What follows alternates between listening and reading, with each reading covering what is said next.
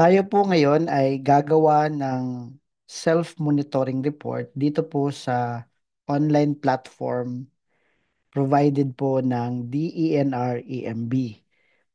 Dito po sa online platform, meron po ditong modules 1 to 6 at kailangan po nating kumpletuhin ang bawat modules nito bago po natin ito ma-submit sa DNR-EMB. Sa dulo po ng reporting na ito, kailangan po na ipapanotaryo ang report. So, kailangan po nating mag-export ng mga files.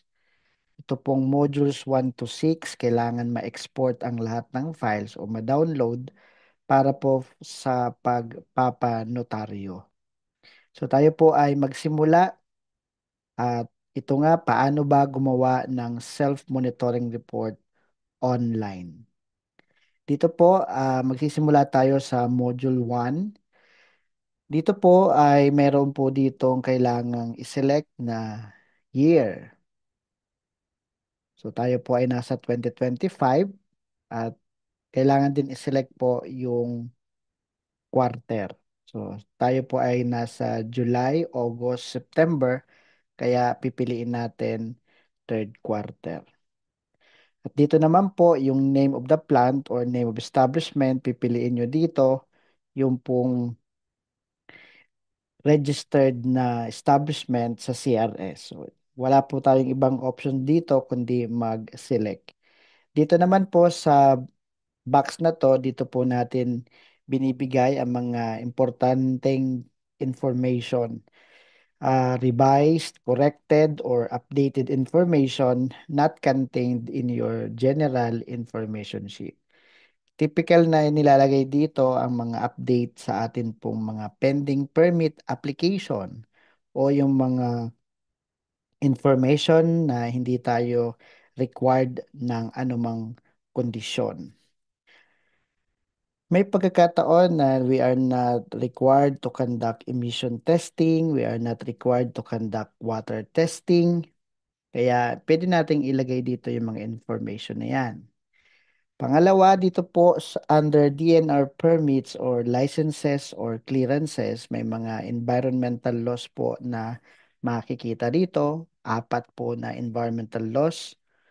And dito din po inilalagay natin ang mga permit control number or permit reference number, the date of issuance, at kung meron man pong date of expiration. So isa sa batas na makikita dito ang RA 9275 or the Philippine Clean Water Act. Under this law, nagre-require po ito sa mga owner or operator ng establishment na mag-secure ng discharge permit.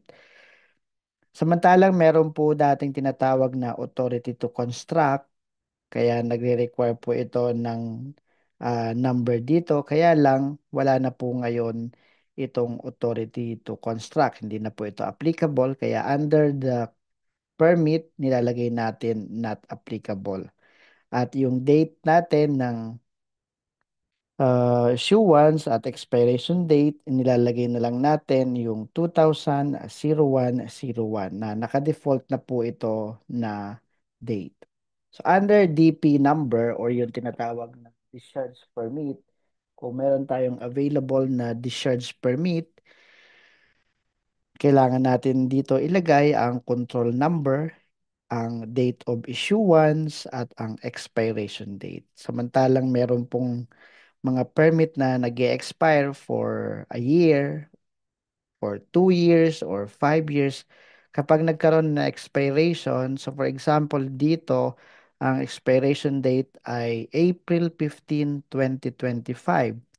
Pero yung report na isasubmit natin ay nasa third quarter na sa buwan na July, August at September, and probably when you are preparing this report, October na.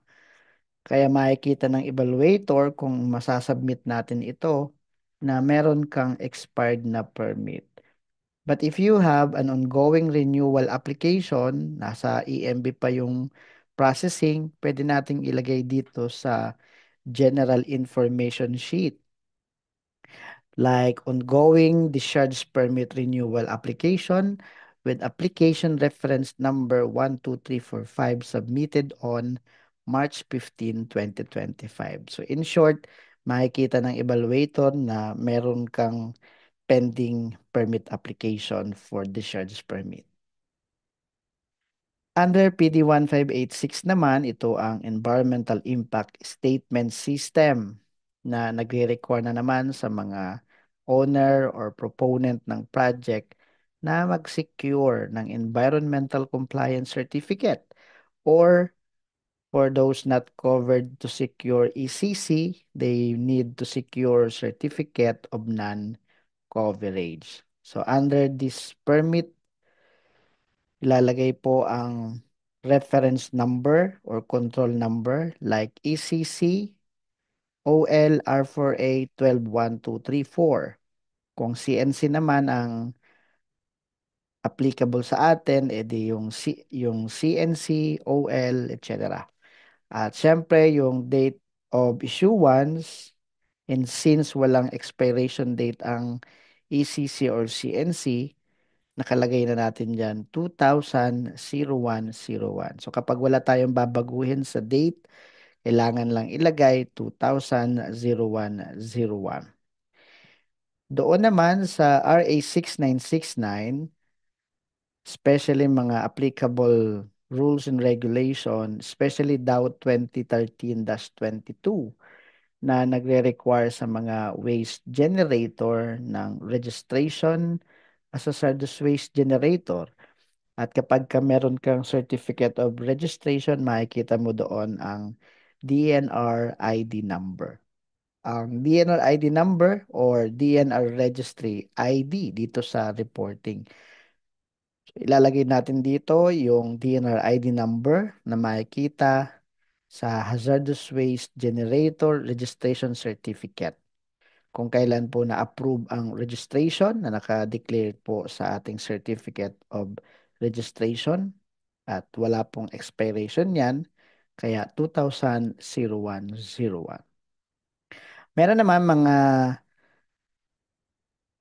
owner or operator engaged in transport of hazardous waste at meron din silang transporter registration certificate at may naka-indicate din doon na reference number as transporter duly registered sa EMB Central Office. Ngayon, kung sino man yung registered transporter, ilalagay din dito ang kanyang waste, I mean yung hazardous waste transport registration number, yung date of issuance, and then yung expiration date. Common naman yan na 1 year. Ganon din sa mga duly registered na treatment, storage, disposal facility. Mayroon ding registration number. So kung ang isang establishment ay registered waste generator, ito lang yung applicable na portion at yung sa transporter at TSD registration, not applicable na lang po ang ilalagay and yung date na 2000-0101. Sa iba't ibang mga establishment, meron pa mga relevant permits, clearance, certification. So kung ano man under RA 6969, ano man yung meron pa na na-issue ang EMB, ilalagay po dito ang number. Gaya ng importation clearance number, permit to transport, small quantity importation, priority chemical list, PICCS, PMPIN. So kung wala naman po mga ganyang relevant permits na na-acquire, pwede pong maglagay lang ng not applicable. Kung meron, ilalagay yung permit control number at syempre yung date of issuance and yung date of expiration, if any. Panghuli na environmental law na makikita sa Module 1 ay ang RA 8749. So yung pong authority to construct is not applicable at yung PO number or permit to operate number, makikita sa ating permit to operate. You can indicate here the reference number, the date of issuance, and the expiration date. Kung wala namang permit to operate, yon not applicable lang ang ating ilalagay under the permit. At yung date of issuance and expiration date, 200101. Part ng Module 1 ang operation, yung pong operating hours per day natin, operating days per week, then number of shift per day. So this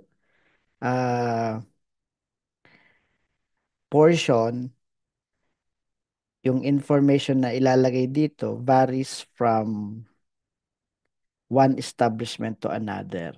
Sa iba-iba, like kung simple office lang ito, 9 hours. Kung ito ay hospital, for example, healthcare, edi 24 hours. Nagbabago. Meron naman yung operating days per week. Meron ay Lunes hanggang Biyernes, kaya 5 araw. Meron naman hanggang Linggo, so 7 days. At may mga processing and manufacturing firm na may shift pa. Merong hanggang 3 shift. So it varies from one establishment to another. So make sure lang to indicate the average and maximum hours of operation per day, maximum days of operation per week, and number of shift. We also provide information under Module 1 ang daily production output and then the total output this quarter. You can indicate not applicable kung wala naman pong production sa ating establishment. Sa isang processing or manufacturing firm, possible yon, meron. At doon sa ating environmental compliance certificate or certificate of non-coverage, nakikita nyo yung mga salitang annual production capacity. So mga makikita nyo doon na meron kaming production. So ano ang average daily production output and then ano ang total output sa loob ng 3 buwan. Remember to indicate yung output within the monitoring period. So itong ginagawa natin na report ay third quarter, yung average daily production output ng July, August, September, and then the total output this quarter, July, August, September. Ang iba siguro para mabilis ang kanilang paghahanap ng output, kukuha sila doon ng data sa production department, sa production logbook, makikita na agad yung total output sa isang quarter. Ang iba naman, naglalagay ng times 3 sa monthly average production. Or dito, kung average daily production, for quick estimation, ang ginagawa ng iba, 90 days. So, kung meron silang 10 metric tons in a day, times 90, meron silang 90 metric ton production output in the quarter. Dito rin sa Module 1, we need to provide the total water consumption for the quarter. So kung ito ay July, August, September na mga buwan, ano yung total water consumption? Including the total electric consumption, ilalagay natin din dyan yung total consumption covering July, August, September dahil ito ay third quarter natin ginagawa. After na ma-declare yung mga consumption for water and electricity, we need to attach water bills and or electricity bills dito sa baba. Paano yan kung wala po tayong water bill or electric bill? So, wala tayong mailalagay.